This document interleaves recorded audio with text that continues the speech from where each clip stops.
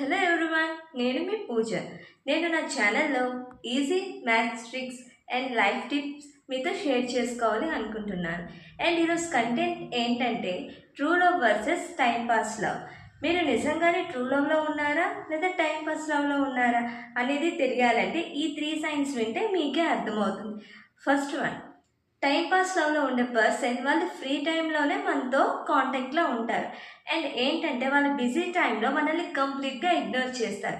అదే ట్రూ లవ్లో ఉన్న పర్సన్ ఏంటంటే వాళ్ళు ఎంత బిజీలో ఉన్నా కూడా తన పార్ట్నర్తో కొంచెం టైం అయినా స్పెండ్ చేయాలి అనుకుంటారు.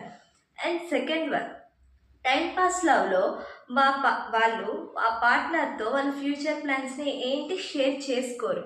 అండ్ అదే ట్రూ లవ్లో వాళ్ళ గోల్స్ని, వాళ్ళ ఫ్యూచర్ ప్లాన్స్ని ప్రతిదీ కూడా వాళ్ళ పార్ట్నర్తో షేర్ చేస్తారు.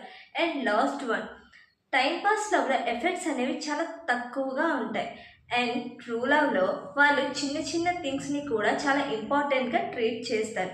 అండ్ మీ రిలేషన్షిప్ ఏ కేటగిరీలో ఉందో మీరే చెక్ చేసుకోండి.